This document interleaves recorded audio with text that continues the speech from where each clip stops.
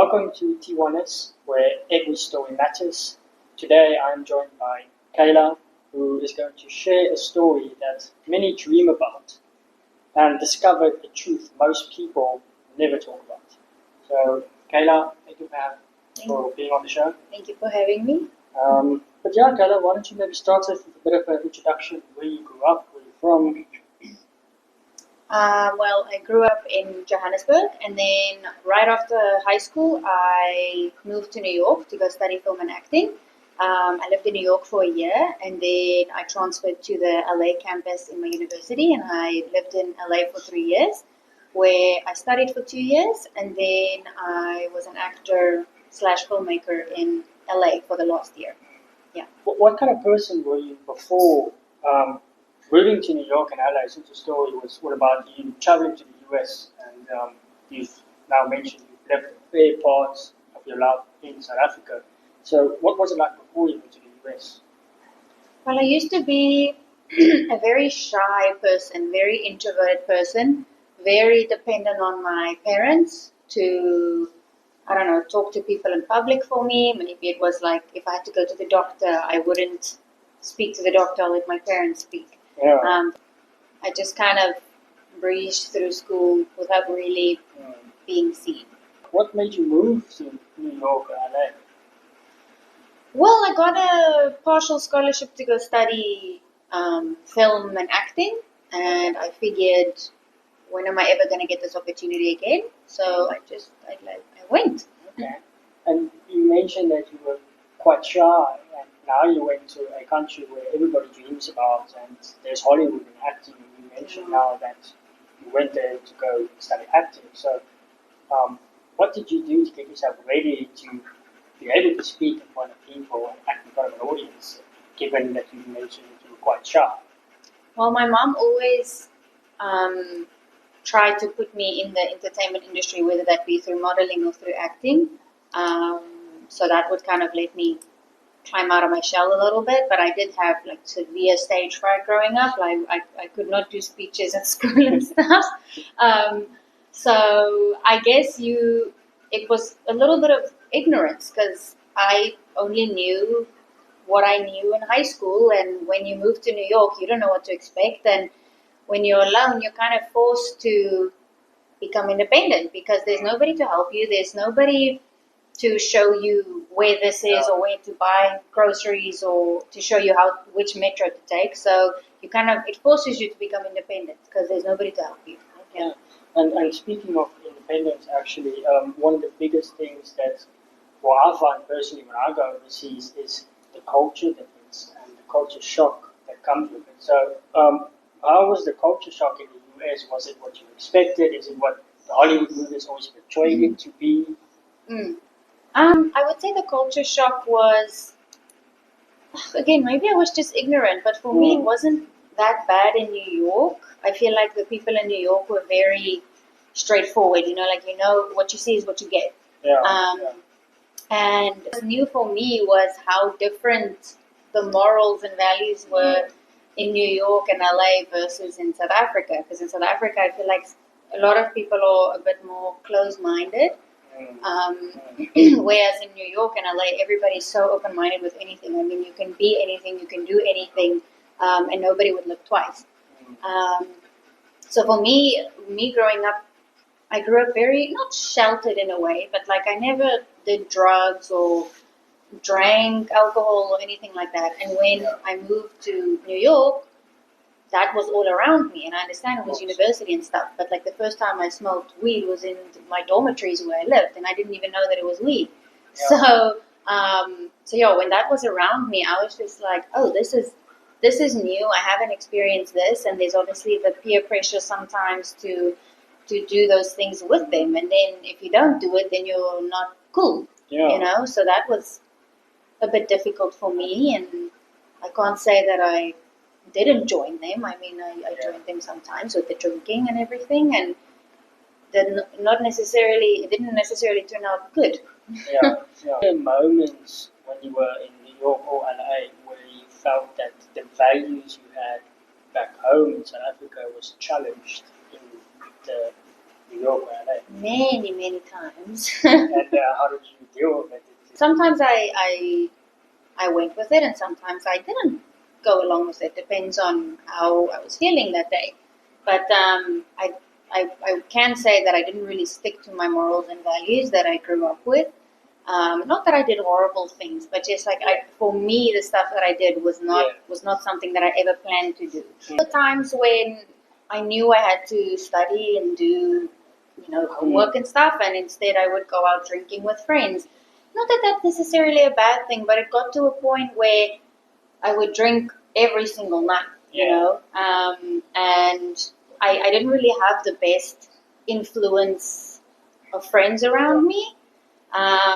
Like when I wanted advice, like if I was missing home or if I was going through a heartbreak or whatever, the advice that I would get from them is, oh, do drugs and go sleep around. And I was just like, that's not what I want to do. I want some wise advice, I guess. And as a 18, 19-year-old, you don't know what's best or what's the best option. So you just kind of go with the flow, and sometimes you make the wrong choices. Yeah. And you mentioned earlier that America being so open-minded and everything kind of goes. Would you say that this transformation that you had from losing your values, was it like a slow process or was it like a quick turning point? It just kind of happened, really? I guess fast and slow, because the identity, the identity questioning came very quickly. Like I went from very secure, stable home to, chaos in, living alone, not knowing anybody, not having any support structure.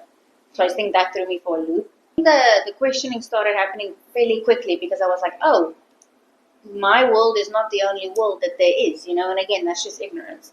But then slowly, I started to make choices that I wouldn't normally have made over the years. I would slowly make choices that I wouldn't normally make in my everyday life. And just like it took a toll on me physically, mentally, because I stopped working out. I didn't cook for myself. I just ate like microwave food. And I started drinking a lot, which wasn't good for my health either. I started gaining some weight, and that just wasn't good for my mental health, because fitness has always been a big part of me, and as well as my Christianity, my faith. I stopped going to church. I stopped reading my Bible. I stopped praying because I just kind of forgot about God. I was like, oh, but I'm living my life. I don't really need God. And that's where my mental health really took a toll, because I thought I can do it all by myself. That's not true. Obviously, you stayed in the US for 4 years studying.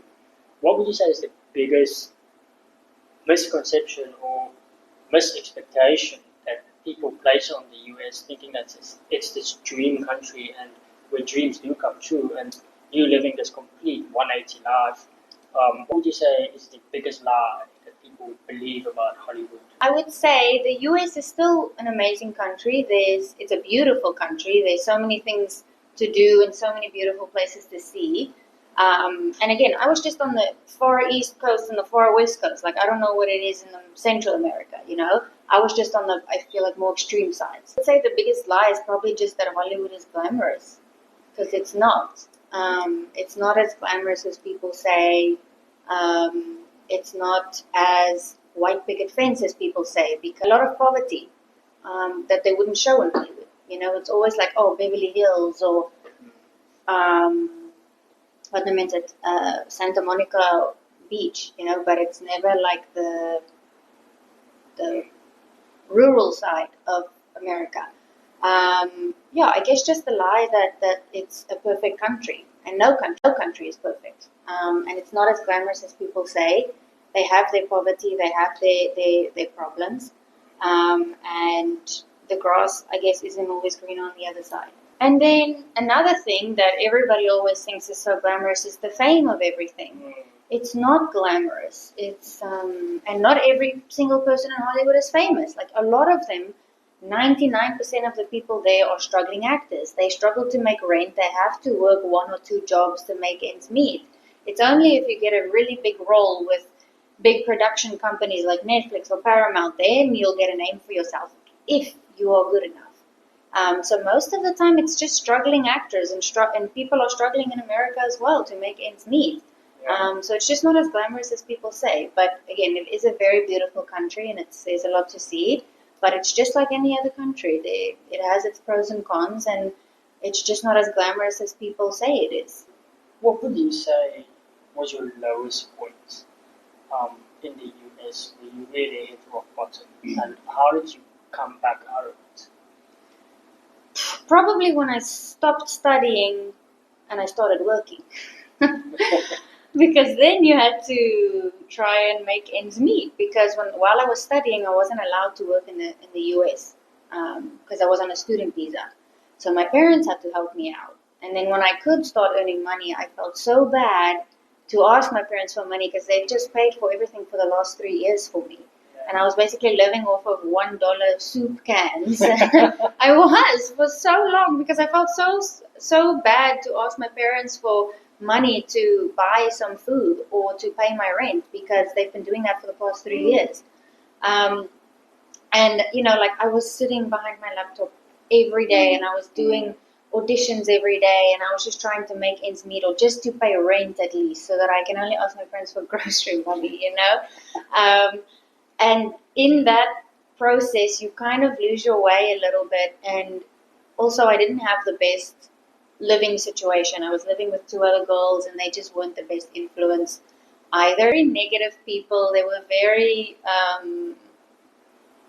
I don't know. They were just like when I asked them how their day was, and they'll be like, "Oh, I'm depressed and I want to kill myself." And I'm like, are you okay? Talk about open mindedness. Yes, no, but I don't know. It just wasn't the best living situation either. And let me see. Yeah, and my friend group, they weren't bad people. They didn't follow my morals and values that I followed. So they weren't necessarily the best influence on me. And the people that it's just the group that I ended up being friends with, but they just weren't the best influence on me and my mental health, and they didn't necessarily motivate me to become a better person. They kind of motivated me to just stay where I was. They kind of convinced me that I have depression and anxiety when I didn't.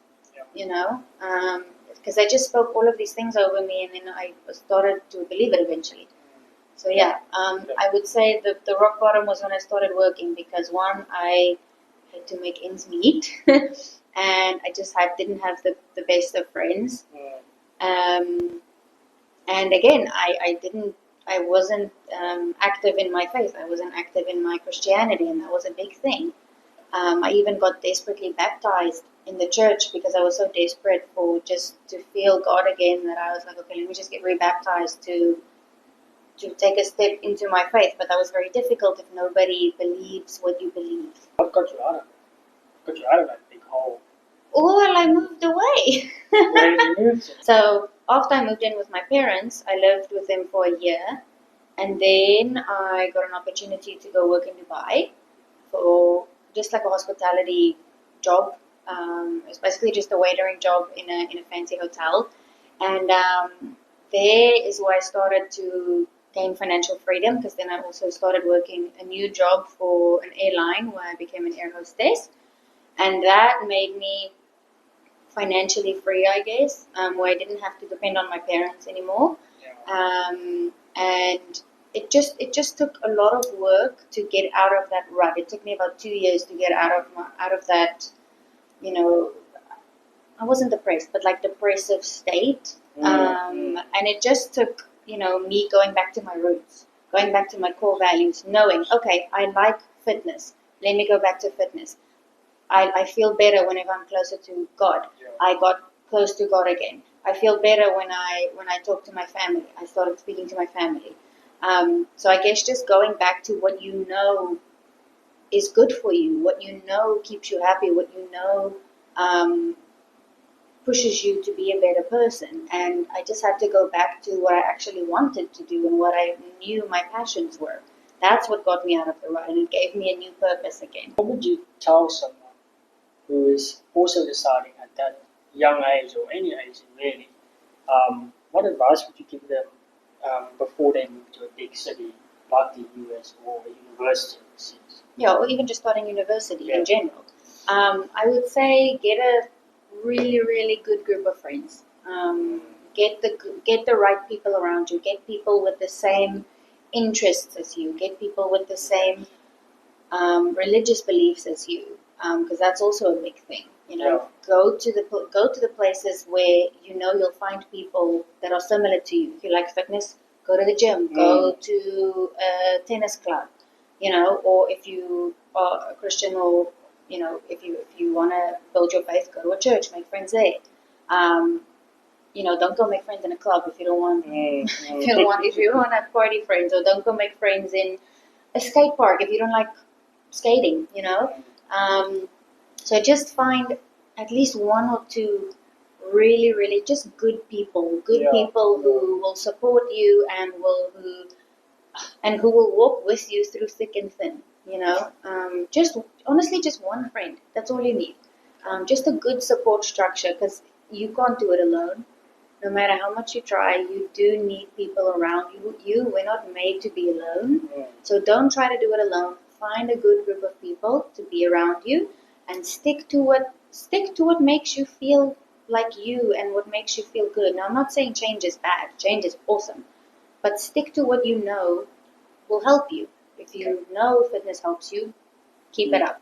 How can someone find balance between freedom and self-respect? Because you did mention earlier that you felt a bit free when you were in Dubai, and you felt trapped in the US. So how do you think people can learn to find the balance between self-respect and freedom? There is a thin line. You can either do it too much or too little. I would say stick to your morals and values, but don't be scared to try new things. Okay. Don't do things that you know will